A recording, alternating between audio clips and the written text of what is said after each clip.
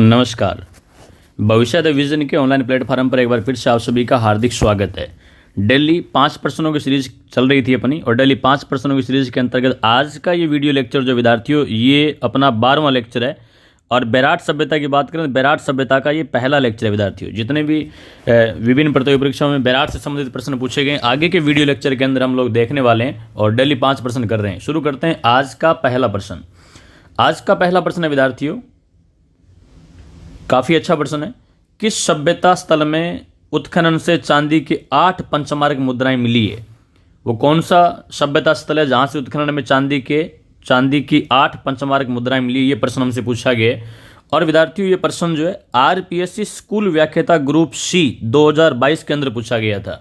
GK के paper के अंदर पूछा गया, वह कौन सा सभ्यता स्थल है जहां से उत्खनन में चांदी की 8 पंचमार्क मुद्राएं मिली है? ऑप्शन इस प्रकार से, option A Balathal, B Ganeshwar, C Gilund और डी बैराट। इस प्रश्न का राइट आंसर विद्यार्थियों ऑप्शन डी रहेगा। बैराट के उत्खनन से चांदी के 8 पंचमार्क मुद्राएं जो है वो मिली है विद्यार्थियों। बैराट सभ्यता में अगर हम बात करें तो विद्यार्थियों, बैराट सभ्यता में सूती कपड़े में बंधी हुई 36 मुद्राएं मिली है। कुल मुद्राएं अगर आपसे पूछे तो 36 मुद्राएं मिली विद्यार्थियों। और इन 36 मुद्राओं में 8 मुद्राएं जो है वो 8 मुद्राएं विद्यार्थियों पंचमार्क मुद्राएं हैं। पंचमार्क मुद्राएं जो है वो 8 मुद्राएं हैं। और इसके पश्चात बच गई 28 मुद्राएं। ध्यान से सुनना, काफ़ी इंपॉर्टेंट बात चल रही है। 28 मुद्राएं बच गई विद्यार्थियों। और बाकी की जो ये 28 मुद्राएं विद्यार्थियों, ये 28 मुद्राएं जो है, 28 मुद्राएं इंडो ग्रीक हिंद यूनानी शासकों की है। 28 मुद्राएं जो विद्यार्थियों, ये 28 मुद्राएं इंडो ग्रीक, या ऐसे कह दीजिए हिंद यूनानी शासकों की विद्यार्थियों। और खास बात ये है, ध्यान दीजिए, खास बात ये भी विद्यार्थियों, खास बात यह भी है कि इन 28 मुद्राओं में से भी 16 मुद्राएं जो है, ध्यान से सुनना विद्यार्थियों, काफ़ी इंपॉर्टेंट बात चल रही है। इन 28 मुद्राओं में 16 मुद्राएं जो है वो यूनानी राजा मिनेंडर की है। यूनानी राजा मिनेंडर की है विद्यार्थियों। काफ़ी बार एग्जाम के अंदर ये प्रश्न भी पूछा गया है कि यूनानी राजा मिनेंडर की 16 मुद्राएं कहाँ से मिली थी? बैराट से मिली विद्यार्थियों। और बैराट जो है मुख्य रूप से लोह युगीन सभ्यता स्थल था। बैराट में जितने भी मुद्राएं मिली विद्यार्थियों, ये 36 मुद्राएं जो मिली है, ये 36 मुद्राएं खुदाई में प्राप्त एक भांड में कपड़े में बंधी हुई मिली है। और ये सूती कपड़ा जो था ये हाथ से बुना गया कपड़ा था। फिर से रिपीट कर रहा हूँ, टोटल 36 मुद्राएं मिली है, जिनमें से 8 मुद्राएं जो है, 8 मुद्राएं पंचमार्क का चांदी की है। और बच गई 28 मुद्राएं। 28 मुद्राएं इंडो ग्रीक हिंद यूनानी शासकों की है। और विद्यार्थियों ने 28 में से 16 मुद्राएं जो है वो यूनानी राजा मिनेंडर की है। आगे बढ़ते हैं, अगला प्रश्न। आज की क्लास का दूसरा प्रश्न स्क्रीन पर आपके सामने देखिए। प्रश्न जो है, प्रश्न है विद्यार्थियों, यह प्रश्न आरएस प्री 2018 के अंदर पूछा गया था। प्रश्न है, निम्नलिखित में से किस स्थल से इंडो ग्रीक शासक मिनांडर के 16 सिक्के मिले हैं? अभी मैं ऊपर आपको व्याख्या के अंदर डिटेल से बता करके आया हूं कि यूनानी राजा मिनेंडर जो है, यूनानी राजा मिनेंडर के 16 सिक्के जो हैं वो बैराट की सभ्यता से मिले हैं। इसका राइट आंसर रहेगा ऑप्शन डी जो है, इस प्रश्न का राइट आंसर रहेगा। एक बार फिर से रिपीट कर देता हूं विद्यार्थियों, बैराट की सभ्यता से सूती कपड़े में बंधी टोटल मुद्राएं जो मिली 36 मुद्राएं मिली। इन 36 में विद्यार्थियों 8 मुद्राएं जो पंचमार्क मुद्राएं हैं। 8 मुद्राएं पंचमार्क मुद्राएं विद्यार्थियों। बच गई 28 मुद्राएं। ये 28 मुद्राएं जो है ये इंडो ग्रीक या फिर यूं कहें हिंदू यूनानी शासकों की। और इन 28 मुद्राओं में 16 मुद्राएं जो है वो यूनानी राजा मिनांडर की मुद्राएं हैं। 16 मुद्राएं जो है बैराट की सभ्यता से मिली विद्यार्थी। तो काफ़ी इंपॉर्टेंट सिक्कों के बारे में प्रश्न बनते हैं। जो जितने भी 2-3 प्रश्न बनते हैं वो मैंने डिटेल में आपको बता दिया। आप अच्छे से इन्हें नोट कर लीजिएगा। आगे बढ़ते हैं, अगला प्रश्न देखिएगा। अगला प्रश्न, प्रश्न नंबर 3, काफ़ी अच्छा प्रश्न है। प्रश्न है, निम्नलिखित में से कौन सा विकल्प बैराट से संबंधित नहीं है? हमें यहाँ पर 4 ऑप्शन दिए गए हैं और बताना है कि कौन सा विकल्प जो है वो बैराट से संबंधित नहीं है। हमें यहाँ पर कुछ पहाड़ियों के नाम दिए गए हैं, डूंगरी या ऐसे कहें पहाड़ियों के नाम दिए गए हैं, और बताना है कि कौन सी पहाड़ी डूंगरी जो है वो बैराट से संबंधित नहीं है। ऑप्शन ए भीम की डूंगरी, ऑप्शन बी बिजक की पहाड़ी, ऑप्शन सी महादेव जी की डूंगरी, और ऑप्शन डी राव जी की डूंगरी। तो विद्यार्थियों, इस प्रश्न का राइट आंसर जो रहेगा ऑप्शन डी रहेगा। राव जी की डोंगरी जो है ये बैराट की सभ्यता से संबंधित नहीं है। बैराट में जो लघु पहाड़ियां हैं उन लघु पहाड़ियों के नाम सुनिए आप एक बार। बैराट में एक पहाड़ी मिली है बीजक की डोंगरी, एक पहाड़ी मिली विद्यार्थी बीजक की डोंगरी मिली है, बीजक की डोंगरी एक पहाड़ी मिली है विद्यार्थी बीजक की डोंगरी। इसके पश्चात देखें तो एक पहाड़ी है भीम की डोंगरी, भीम की डोंगरी। एक पहाड़ी है बोमली डोंगरी, भोमली डूंगरी। इसके पश्चात एक पहाड़ी मिली है महादेव की डूंगरी, महादेव की डूंगरी। और विद्यार्थियों एक पहाड़ी है गणेश डूंगरी, गणेश डूंगरी। ये कुछ डूंगरियों के नाम आप याद रखिएगा। तो इस हिसाब से यदि हम देखें तो राउजी की डूंगरी जो है, राउजी की डूंगरी का संबंध जो है बेराट की सभ्यता से नहीं है। कौन कौन सी पहाड़ियाँ मिली है? एक पहाड़ी मिली है विद्यार्थियों यहाँ जो खुदाई के अंदर मिली है वो है, एक है बीजे की डूंगरी, भीम की डूंगरी, बोमली डूंगरी, महादेव डूंगरी और गणेश डूंगरी। तो राउजी की डूंगरी का संबंध जो है वो बेराट से नहीं है। आगे बढ़ते हैं अगला प्रश्न, प्रश्न नंबर 4 स्क्रीन पर देखिए, काफी अच्छा प्रश्न है। ये प्रश्न आरपीएससी स्कूल व्याख्याता संस्कृत शिक्षा विभाग 2022 के अंदर पूछा गया था। प्रश्न है विद्यार्थियों, प्रश्न है निम्नलिखित में से किस पुरातत्व स्थल का 1962-63 में आर.एन. बनर्जी एवं के.एन. दीक्षित ने उत्खनन किया था? वो कौन सी सभ्यता, कौन सा सभ्यता स्थल है जिसका उत्खनन जो है 1962-63 में आर.एन. बनर्जी और के.एन. दीक्षित ने किया था? तो विद्यार्थियों ऑप्शन है कालीबंगा, आहड़, गणेशपुर, बेराट। इसका राइट आंसर रहेगा विद्यार्थी ऑप्शन डी रहेगा। बेराट का उत्खनन जो है वो जो उत्खनन जो है 1962-63 ईस्वी के अंदर एन.आर. बनर्जी और के.एन. दीक्षित के द्वारा किया गया था।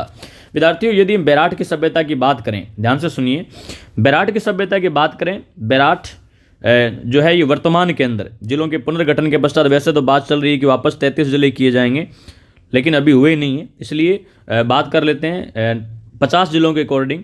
तो जिलों के पुनर्गठन के पश्चात जो है बेराट की सभ्यता जो है कोटपुतली बहरोड जिले के अंदर है। कोटपुतली बहरोड, अब अच्छे सुनना, कोटपुतली बहरोड जिले के अंदर है विद्यार्थियों, कोटपुतली बहरोड के अंदर है।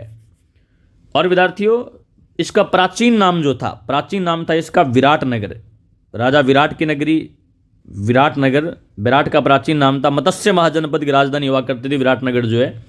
राजस्थान के उत्तर पूर्व में कोटपुतली बहरोड जिले का विराटनगर कस्बा जो है ये एक तहसील मुख्यालय है और विद्यार्थियों शाहपुरा उपखंड में स्थित है।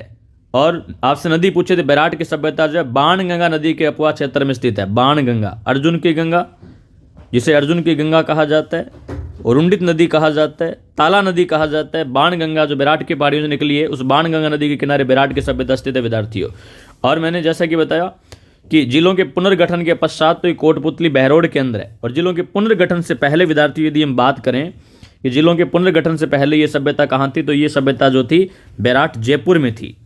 बेराट जयपुर के अंदर जिलों के पुनर्गठन से पहले थी, लेकिन जिलों के पुनर्गठन के पश्चात कोटपुतली बहरोड के अंदर इसकी लोकेशन है।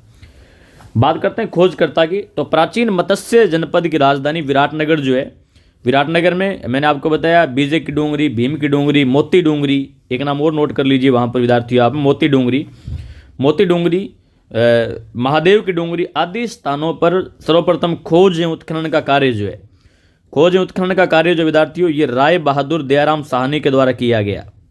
राय बहादुर दयाराम साहनी के द्वारा किया गया विद्यार्थियों। और राय बहादुर दयाराम साहनी के द्वारा 1936-37 ईस्वी के अंदर किया गया।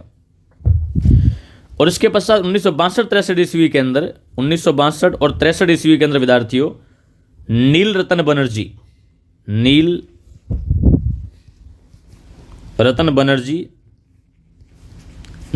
बनर्जी और कैलाशनाथ दीक्षित के द्वारा किया गया। तो ये 2-3 नाम हैं जो आपको यहाँ पर याद रखने हैं, एन.आर. बनर्जी, नील रतन बनर्जी, के.एन. दीक्षित, कैलाशनाथ दीक्षित, यानी कि ये शॉर्टकट में एन.आर. बनर्जी, नील रतन बनर्जी और कैलाशनाथ दीक्षित, के.एन. दीक्षित, इनके द्वारा 62-63 में पुनः उत्खनन का कार्य जो था बेराट का किया गया था विद्यार्थियों। और बेराट के बारे में हम खूब सारी बातें जो ऊपर देख चुके हैं। आज का लास्ट प्रश्न देखते हैं विद्यार्थियों, प्रश्न नंबर 5 देखिएगा, काफ़ी अच्छा प्रश्न है। प्रश्न है विद्यार्थियों, ये प्रश्न RPSC second grade group A 2022 GK के पेपर के अंदर पूछा गया था। प्रश्न है विद्यार्थियों, उत्तर गुप्तकालीन संख लिपि में लिखे लेख मिले हैं। उत्तर गुप्तकालीन संख लिपि में लिखे लेख जो वो किस सभ्यता की खुदाई से मिले हैं? बेराट में, आहड़ में, ओजियाना में, गिलुंड में। तो विद्यार्थियों इस प्रश्न का राइट आंसर जो है वो राइट आंसर है विद्यार्थियों ऑप्शन ए, बेराट में मिले हैं। आपको जानकारी के लिए बता देता हूं मैं कि 1800, ध्यान से सुनना, 1871 ईस्वी के अंदर शंख लिपि में उत्कीर्ण शिलालेख की खोज जो है, शंख लिपि में उत्कीर्ण शिलालेख की खोज जो है, ध्यान से सुनिएगा, शंख लिपि में उत्कीर्ण शिलालेख की खोज जो है वो ACL कार्लाइल के द्वारा की गई विद्यार्थियों।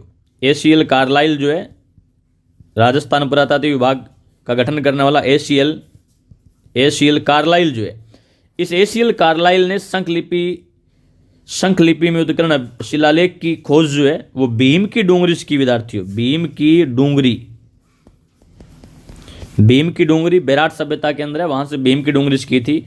तो आप याद रखिएगा कि 1871 ईस्वी में शंख लिपि में उत्कीर्ण शिलालेख की खोज ACL कार्लाइल के द्वारा भीम की डूंगरी की गई। कल को बारीक यदि प्रश्न पूछे तो आपसे ये पूछा जा सकता है कि ये शंख लिपि में उत्कीर्ण शिलालेख जो है वो बेराट की सभ्यता में किसने खोजे? ACL कार्लाइल ने खोजे। कब खोजे? 1871 में खोज की। और कौन सी डूंगरी की? तो भीम की डूंगरी की विद्यार्थियों। तो आज की क्लास में 5 प्रश्न जो थे वो हम देख चुके हैं और अगली क्लास में फिर मिलते हैं विद्यार्थियों 5 प्रश्नों के साथ। यदि आप नए हैं तो आपसे रिक्वेस्ट है कि चैनल को सब्सक्राइब कर लीजिए और बेल आइकन को प्रेस कर लीजिएगा ताकि आपको हमारे नए वीडियो का नोटिफिकेशन मिल सके। और विद्यार्थियों यदि आप यूट्यूब पर मुझे देख रहे हैं तो अपना फेसबुक पर भी जो है चैनल है रामकृष्ण भीम सिंह छिंपा के नाम से, वहाँ भी आप हमें फॉलो कर सकते हैं। और यदि आप फेसबुक से देख रहे हैं तो भविष्य विजन के नाम से अपना यूट्यूब पर चैनल है, आप यूट्यूब चैनल को सब्सक्राइब कर सकते हैं विद्यार्थियों। सपोर्ट करते रहिए, मैं ऐसे ही आप लोगों के लिए बढ़ चढ़ करके अच्छे प्रश्न जो है 5 प्रश्न डेली के लेकर के आता रहूँगा। और विद्यार्थियों ये प्रश्न सभी प्रतियोगी परीक्षाओं के लिए एक समान रूप से इंपॉर्टेंट है। और खास करके हम जो ये वीडियो सीरीज शुरू की मैंने, ये first grade, second grade, REET और ग्रेड 3 मेन एग्जाम जो है इनका कंप्लीट कोर्स जो है मैं 5 प्रश्नों के माध्यम से डेली जो है वो करवाने वाला हूँ। अभी हमारा फोकस जो है जो कॉमन टॉपिक जो है first grade, second grade, REET, third grade के अंदर उन पर रहेगा विद्यार्थियों। मिलते हैं अगली क्लास में, तब तक के लिए जय हिंद, जय भारत, धन्यवाद।